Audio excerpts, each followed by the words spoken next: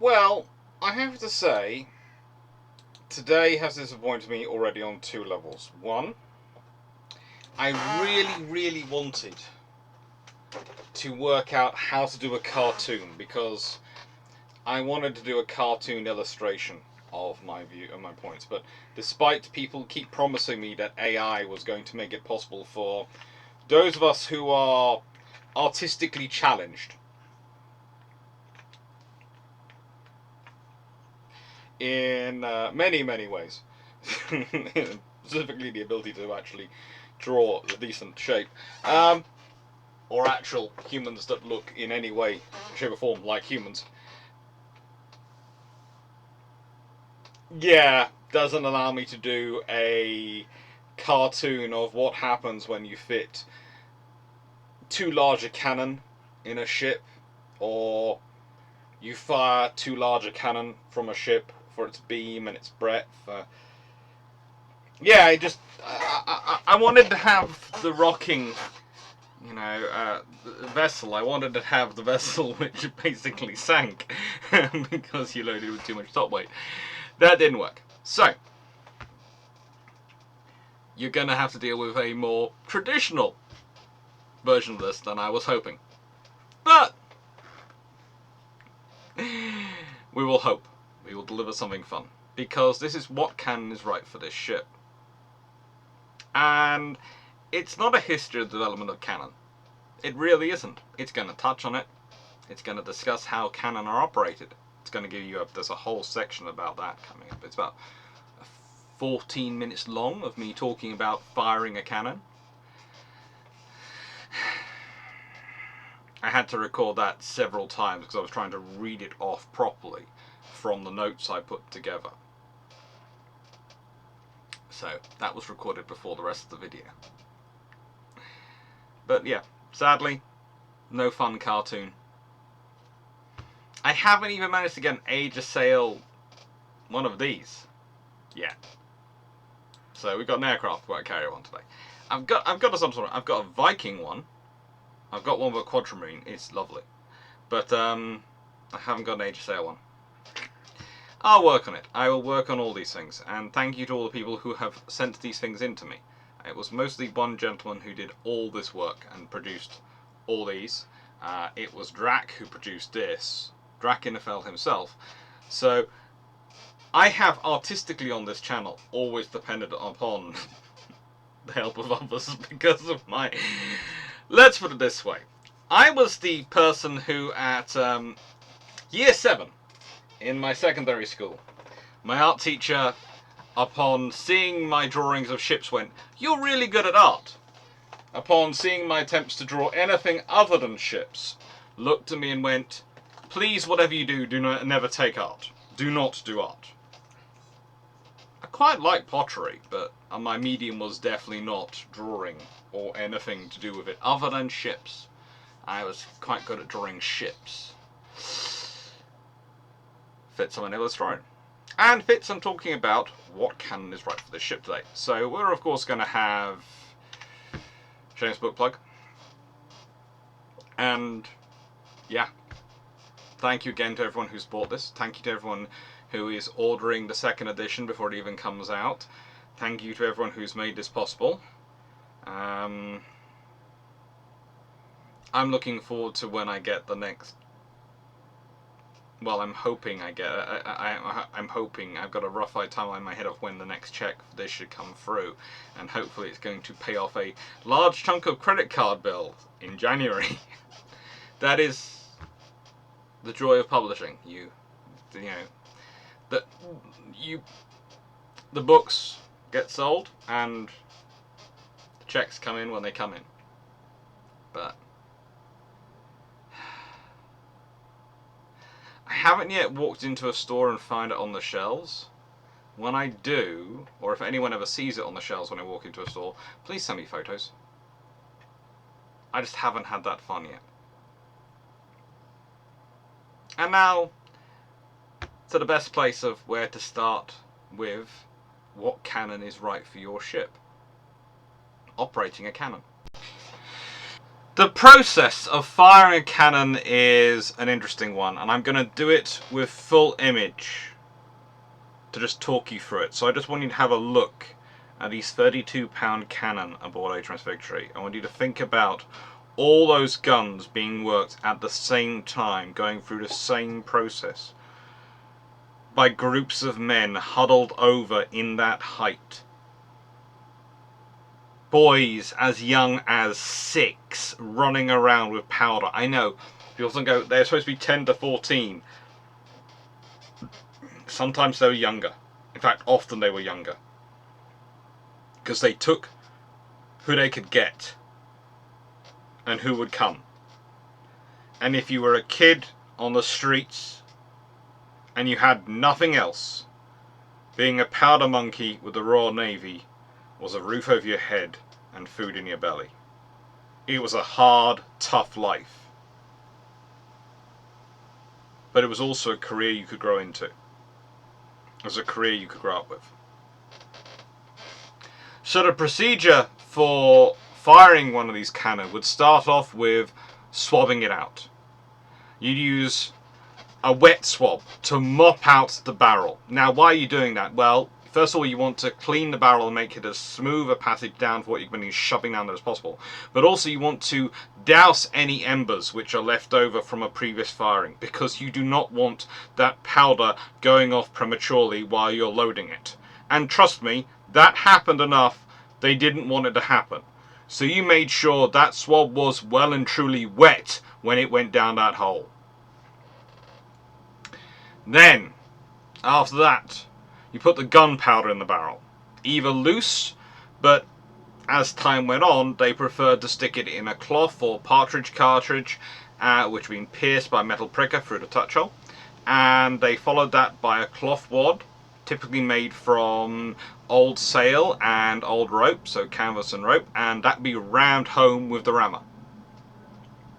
And you would want to make sure that was as hard and as firm at the bottom of the barrel as it possibly could be.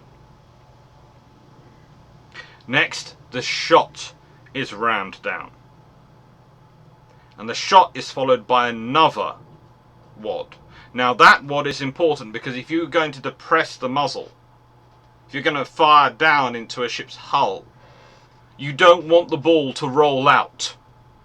So you need to make sure it is wadded in as hard as it can be.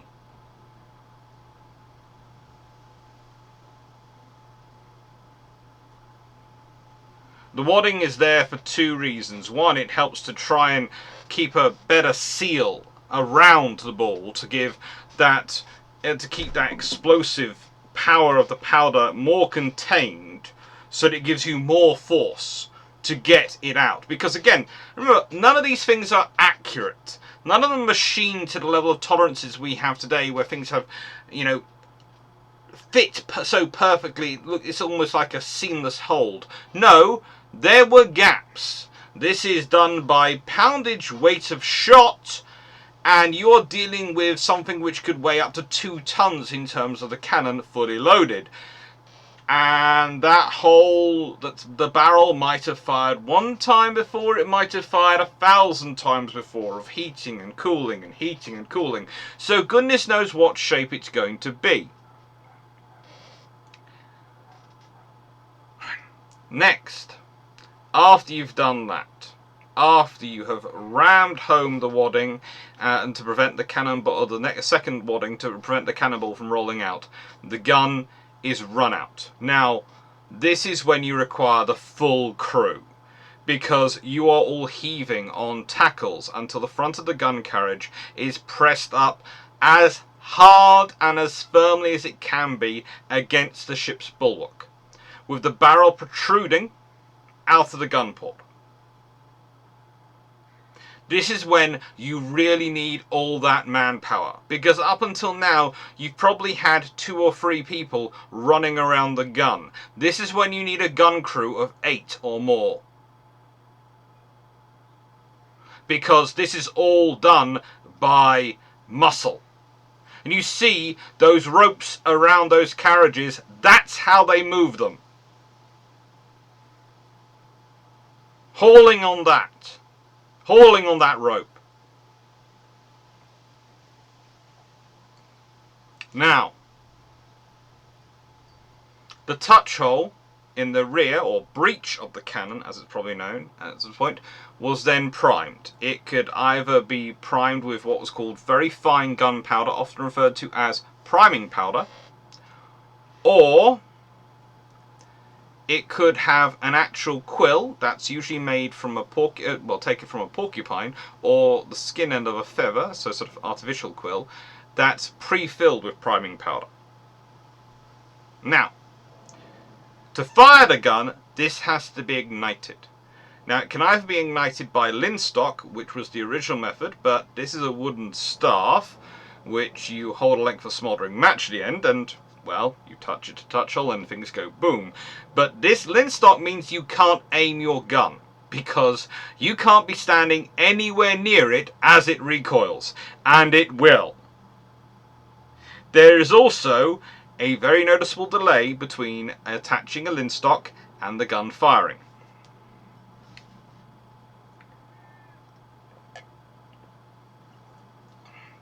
So think about all of that with the movement of the ship. Think about this deck. Filled with smoke. Filled with fury of noise which you cannot imagine. Men shouting. Men hurling themselves at this machinery. And that's what they are doing. This is machinery. It's not machinery as we would consider it today with cogs and engines. It's the machinery of the age.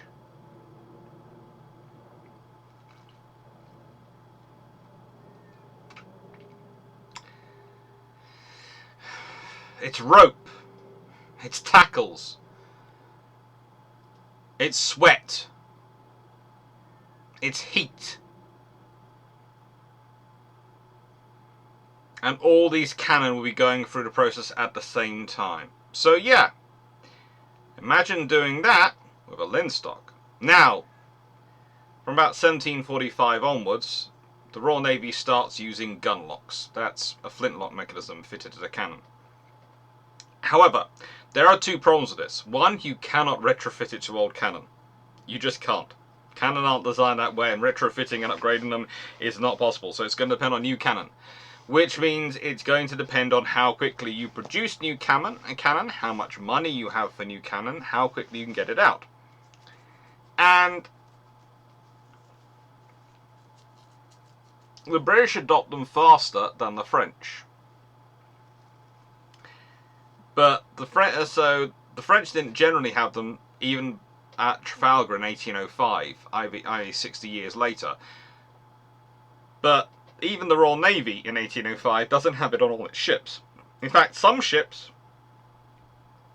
had flintlock cannon on some decks and linstock cannon on other decks, because they picked up some of their battery from decommissioning ships as a way to more quickly integrate ships into the service. Or they were prizes.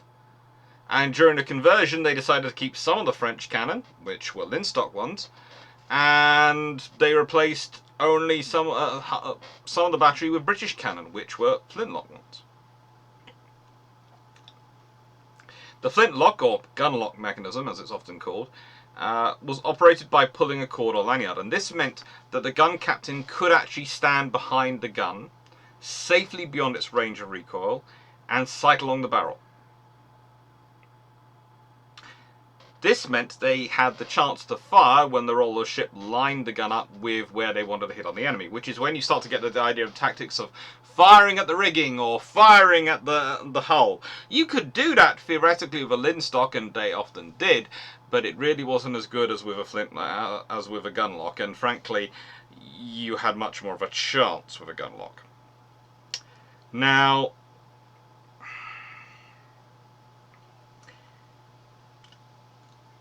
this, though, was all very much a learning process and a developing process.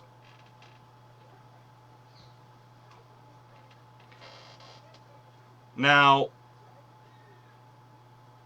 when the gun discharges, the recoil moves it backwards at tremendous speed, and this is where you have to be really, really careful, because crews, this could it's not just explosions in battle or that being hit with enemy shells that can cause damage. The guns on your own ship, if they come loose, if those huge ropes you see looped over the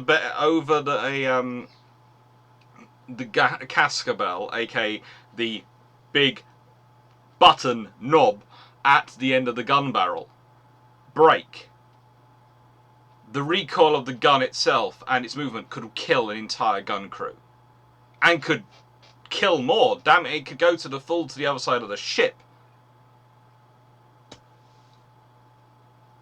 Those are anchored into the bulwarks of the ship. You see those huge rings on the ship, on the sides of the ship. Those rings, the different ropes going around them, are used to both deal with the recoil and to haul the guns forward. So those anchor points are of critical importance. And that rope, by the way, if you want a fancy term to call it, is called sometimes a breach rope. It was also on some ships termed a gate rope. The idea being, if it failed, you were going straight through the pearly gates.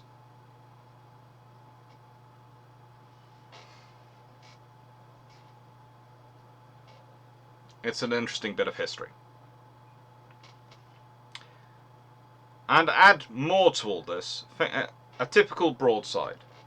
Royal Navy in the 18th century, especially around about the 1790s, could fire officially 2 to 3 times in a 5-minute period. I know of accounts of ships getting as high as 4 times in a 5-minute period. So it's 75 seconds is the lowest time it can sort of take to reload, but it could quite easily, and a ship would still be considered okay, although frankly they would be getting ribbed by everyone else in the Navy if they were less than three times in 5 minutes. Actually, as a rule, it was if you took longer than 90 seconds to redo an entire broadside, it was considered problematic. But if you took longer than 120 seconds, your captain was going to be increasingly upset, because the admiral was going to be upset.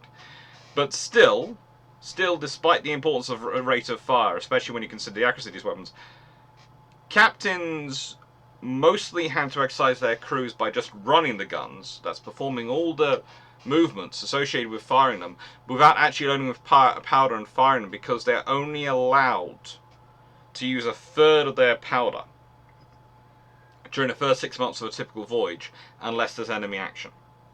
So there's not additional powder provided by the Admiralty to train the gun crews, which is why captains who were wealthy, and this is another reason why captains who had succeeded with prizes and who were independently wealthy were often quite popular, they would actually pay for extra powder so that their gun crews could practice properly.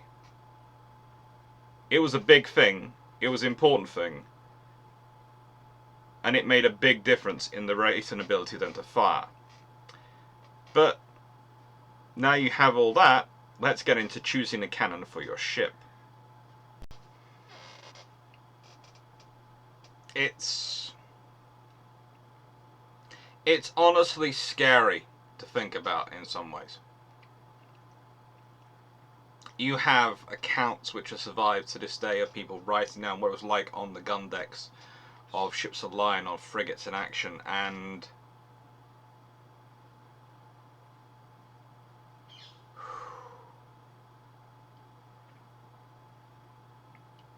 let's put it this way.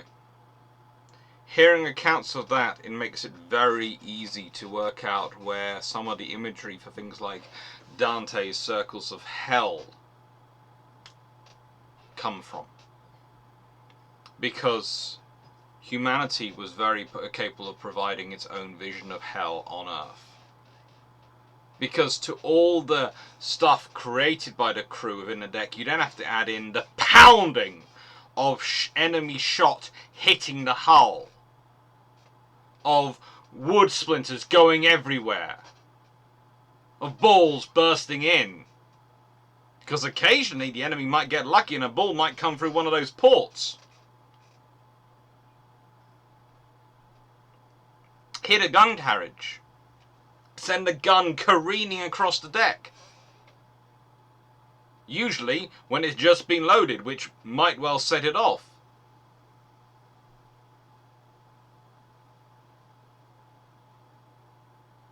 It's an incredibly scary thing. It's also why when we're discussing guns, we discuss how many guns a ship was pierced for. How many holes it has in its side. Because there is a spatial reason for that. You look at these guns and you go, well, hang on, look, Alex's space, you know, surely you could have fitted more guns in there. Well, A, you've got the integrity of the hull itself and the strength of itself in holding itself together. But B, you've got the space for the crew to manage that gun. That's a requirement. That's something you have to work out. There's no point having a gun you can't service properly. If you can't service it properly, you can't maintain that rate of fire. If you can't maintain that rate of fire, then that gun's useless. Because if you have guns crammed in there, it won't just be one gun which cannot be serviced properly. It'll be 2, 3, 4 guns which can't be serviced properly. It could be all of them which aren't able to be serviced properly if you've crammed them up. So, designing the cannon, that's not an easy task.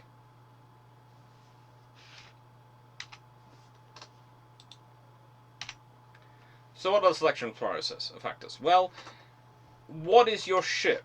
Is it a first rate, a second rate, a third rate, a fourth rate, a fifth rate, a sixth rate, or unrated? Or is it a merchant ship? What is its role? Because that's going to define, in many ways, what space of its hull you can use and what amount of weight you can use and what your budget's going to be for armament. Then you've got the size and framing of the ship. As time goes on, all these ships tend to grow a bit bigger.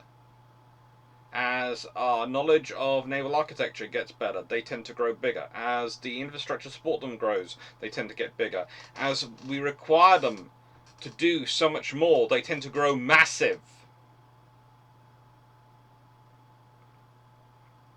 The first two, they're getting bigger because that makes it easier to operate them, because you have more space. The last one, that's because you're trying to cram more into the hull. That's going to be the quickest growth pattern, entirely. And timbers used, the thickness of the timber. Point often made is the Americans' 24-pounder frigates. They're big, heavy cannon frigates. Often you get asked, why do other navies not adopt these ships? Why do other navies not have these amazing, superb frigates? Well, A, those are timbers which can be used for a ship of the line, and if you're the Royal Navy, you're going to think, well, do I want to build a heavy frigate which is going to get beaten up by every single ship of the line, or do I want to build a ship of the line? I'm going to build a ship of the line.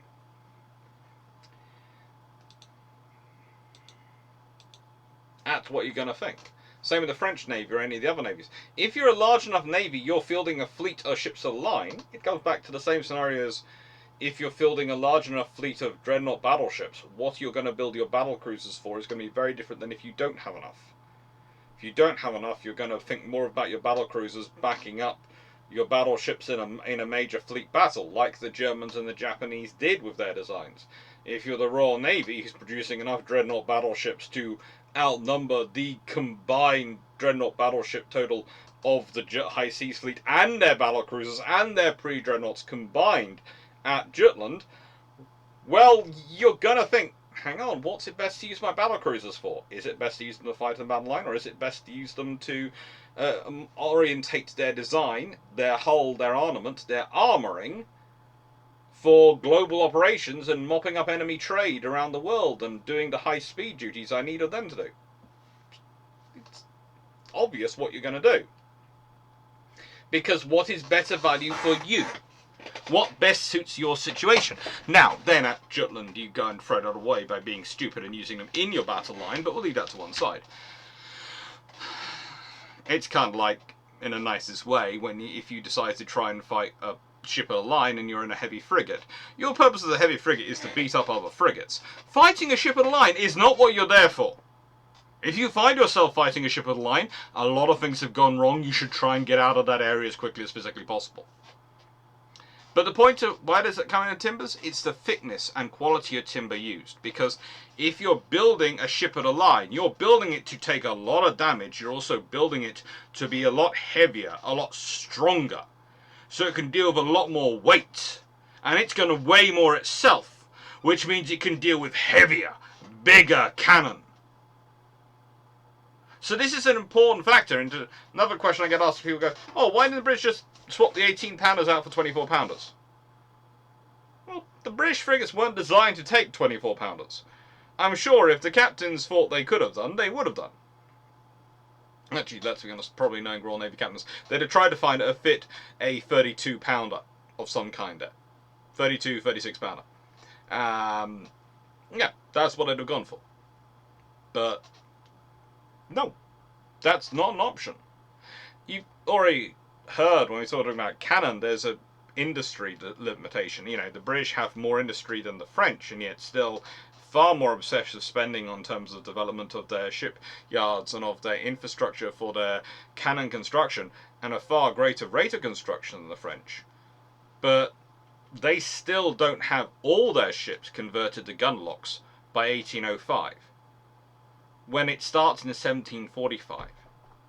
So you're talking 60 years. We're not talking people complaining that, you know, oh, we've had this new tank for the last 5 years and we haven't, we're still using some of the old tanks. We're talking 60 years. And we're not talking just a random ship on a distant station. We're talking some of the big ships of the line at Trafalgar did not have an entirely gun lock system.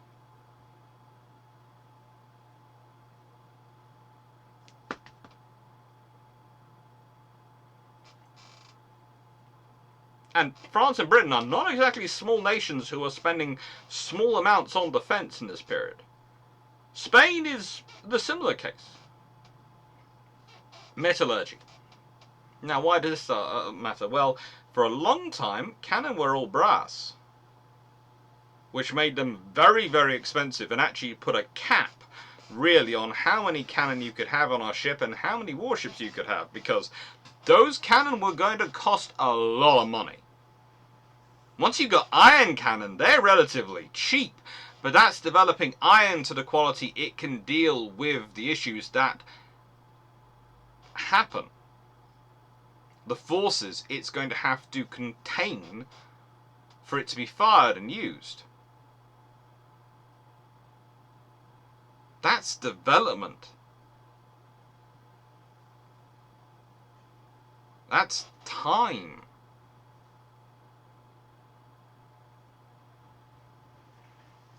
And to an extent, if you're designing a ship and you know the 18-pounders are being produced en masse and are very, very reliable, but 24-pounders, they're kind of rarer, and that'd be a special run, and special runs are notorious amongst the cannon world for being an issue. If you're Britain or France, which are you going to pick for your design, for your frigate? You're going to go for the special run, or you're going to go for the 18-pounders and just get an extra frigate and hope you have two if you find yourself running up against a 24-pounder?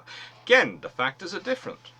Are you a major navy who is ordering things by the gross, or are you ordering a run, a special run, because you only have, well, cottage industry needs? for a polite terminology of it. You could say boutique if you want to be really cruel.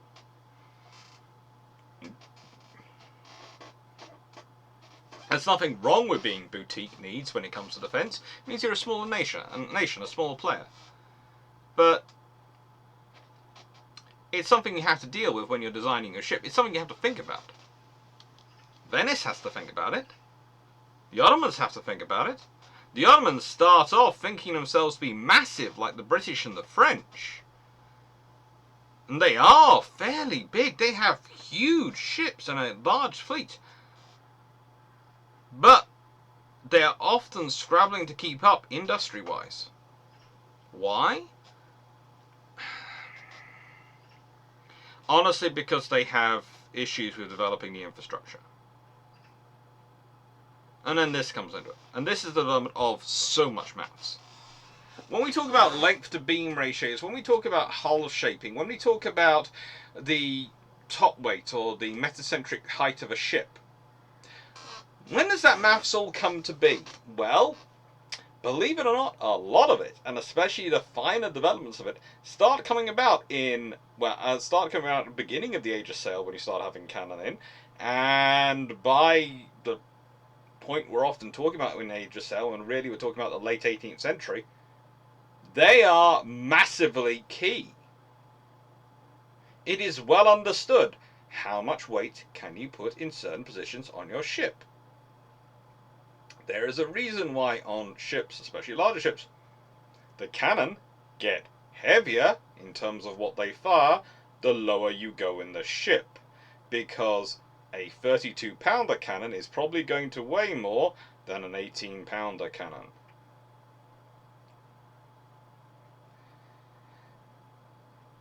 And on some of the ships, especially some of the bigger ships, you might actually choose something called a carronade, which is a light cannon, which was designed specifically to be lighter. Had a shorter range, because it used a lower charge, but required less crew, and weighed a lot less than a cannon. And so, we often talk about carronades as being things for merchant vessels, to make them seem more powerful and look like they're pierced, and they have a heavier weight of fire than they do. But also, they are a useful thing for large warships, because they can help reduce the weight at the top of the ship.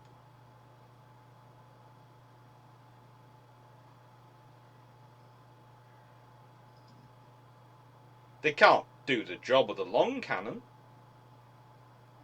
If you fire them at long range engagements, they are literally just giving off smoke. It's literally just you firing to make it seem like you're firing more than you actually are. It's a good way of faking being more powerful than you actually are. But they are there for weight. So this is a process. It's not just a case of, oh, we're building a first rate, so we'll have X cannon, Y cannon, and X of Y cannon, and N of M cannon, and B of A cannon. No. It's a case of working it through.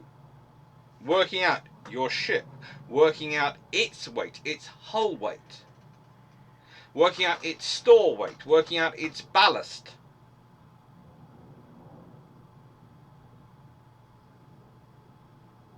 Working out, to an extent, what the impact of the broadside is going to be on the momentum of the vessel.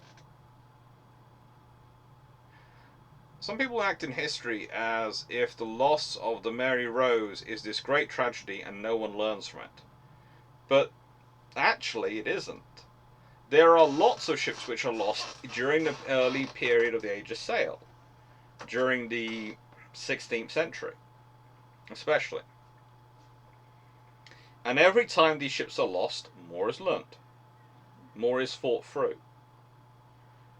One of the things about the Mary Rose we often hear about is that gun ports were open and she heeled over. Was she top heavy? What, all these things. Those discussions were going on when she sank. It was a big shock to lose her.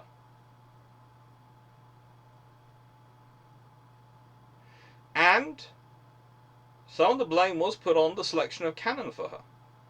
But there again, at that time, they really don't have the range of options. Well, I've been talking about the shaping of the ship. Look at this hull. Look at what it's shaped like. This is a frigate hull. It goes like that.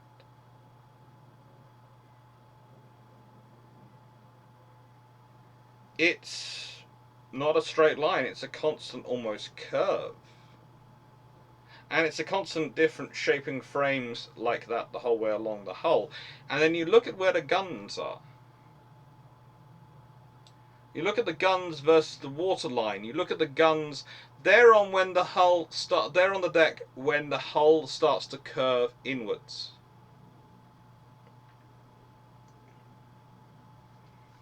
This is all done on purpose. This is all critical.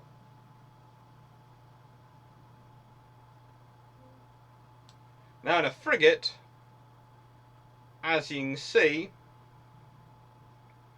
those guns are basically one gun deck. There is one main gun deck that she's pierced for, and then she might have guns along above that, but it's one main gun deck. So that means the choice of those guns matters a lot.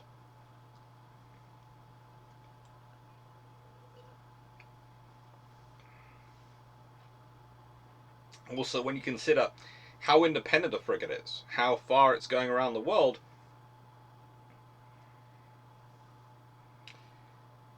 it's got to balance a lot of issues to give it the best firepower for it. Because you've got to work out also, are you going to be carrying enough powder and enough shot? Are you? It's going to sound strange, but let's consider the 24 versus 18 again. In every 72 pounds, you can carry 3 24-pounder balls or 4 18-pounder balls. Now, that doesn't sound like a big difference, does it, at that point? But let's say you're carrying 2,160 pounds worth of ammunition in weight. Now, if that is 24 pounders, you're carrying 90. This is a first introduction into the true weight of these things. That's 90 balls. So if you have a broadside here of 2, 4, 6, 8, 10, 12, let's say 14 roughly. 90 balls is 6 broadsides.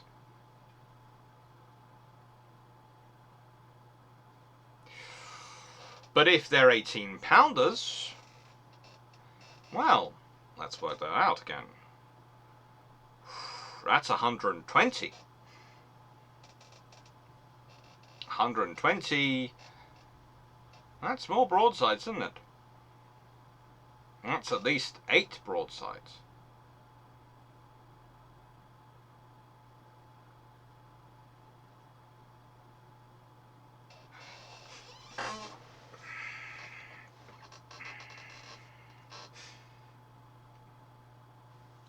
This is a statistic you have to think about. And no, they didn't carry 2,160 pounds worth of balls.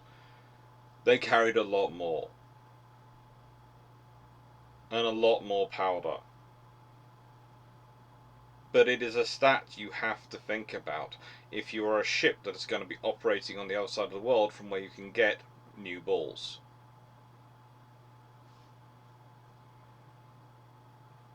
So, what cannon is right for your ship? You have to work out the logistical needs, the role. Well, let's start from the top. You have to start from the role. You have to work out the logistical needs of that role. The likely where it's going to be operating in the world. You have to work out what of that mission and what the fighting needs of that role. If it's going to be a first rate, you're going to want to load it with the biggest cannon you can get. At least one deck of them. Next deck are going to be the next level cannon down. The deck above that, probably 18-pounders. Again, we're talking about the Royal Navy. There were actually whole first rates which were just armed with 18-pounders at one point, one or other points in their career, because the Royal Navy was producing so many 18-pounder cannon. It was very reliable. They produced a lot of them. And there's your other factor. Cost. What are you going to do? What do you need to do?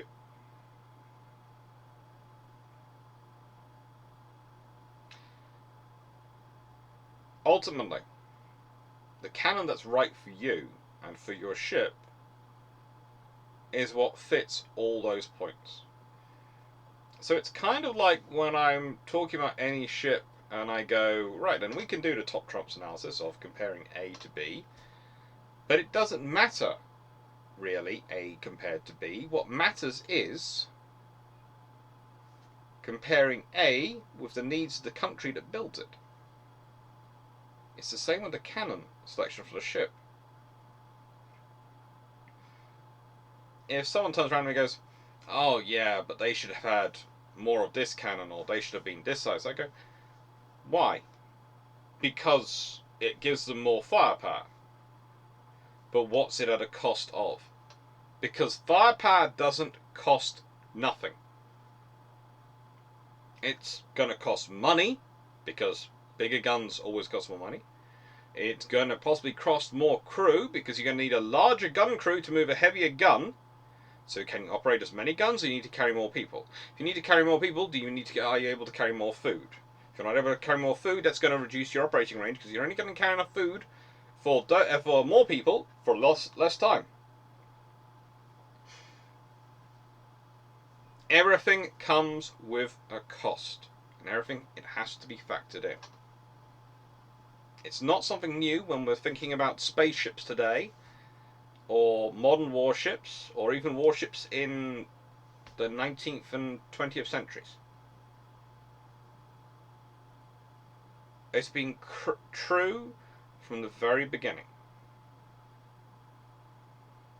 I would say, arguably, when you're dealing with Roman quadrimarines and triremes and quinquemarines, when you're dealing with those vessels, they are built with a different philosophy in mind. So it's not necessarily as much of a factor for them. Because, let's be honest, they usually did short hops from bay to bay, and so they could get food ashore. They were able to row as well as sail, but they didn't really carry a lot of heavy artillery. They usually had a couple of pieces of interesting weaponry, but not really the mass amount of cannon you're talking about. So it's once you get into the cannon era, when you have all these guns taking up space on your ship, provide all this weight on your ship, that's when it really starts to drive home. You have to make compromises to achieve the goals of the ship for the mission the country that's procuring it is setting it. Thank you very much for watching, and I hope you enjoyed. And, well, I'm going to finish this off with a question and a small point. Small point first. Tonight the Patreon vote is going live. I do apologise it's a day late, but my sister cooked roast pork yesterday.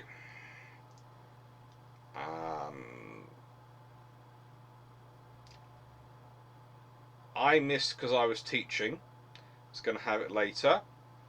I didn't have it. I'm fine today.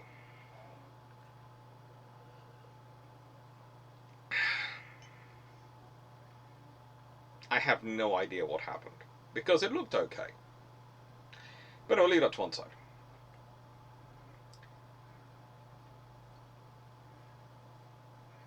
The question for today, in terms of the canon one, is... Anyone know a good cartoon is? No. Serious question.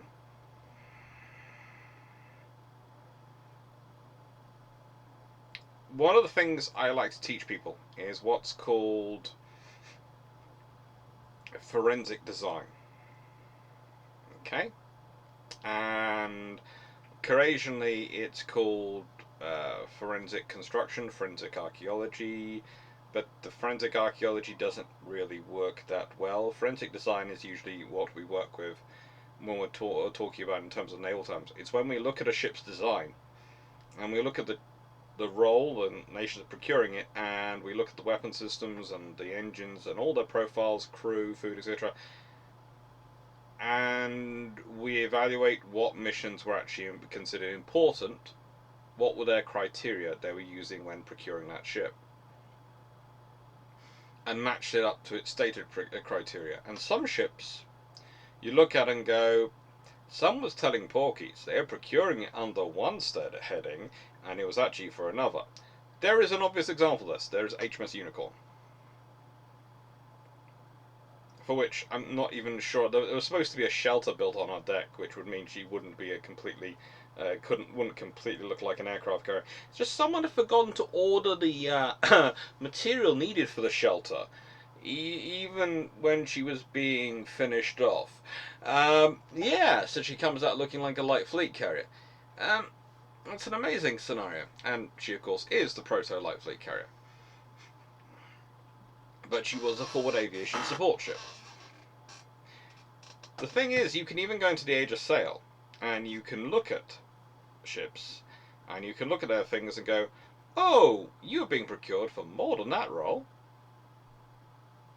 For example, I would argue the 24-pounder frigates, and I think most people would agree this these days, were being procured for more than just the frigate role. They were also status ships, which the Americans were planning on using to wander around the world and be status ships, because they would be the most powerful frigate there. They're basically the battle cruiser of their periods. They are fine as long as they don't get trapped in a battle with a battleship. Anything else they can chew up.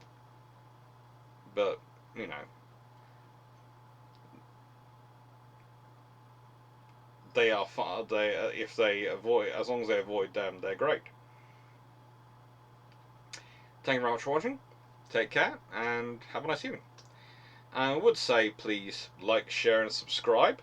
I am going to start mentioning this at the end of videos. My aunt has changed the goalposts.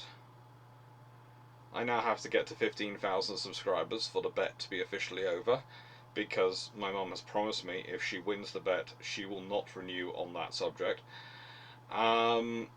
She has promised me, faithfully, and I will remind her, I've got it on tape. So, I'm at a little over 10,000. I'm going to need your help if I'm going to get anywhere near 15,000 by Christmas. It's August, November, August, September, October, November, December. I have got 5 months and I've got to get roughly 5,000 subscribers. I either need to go viral or I need to, I don't know, get jumpstart by jumps. So any and all suggestions, welcome. Thank you very much for watching, and take care.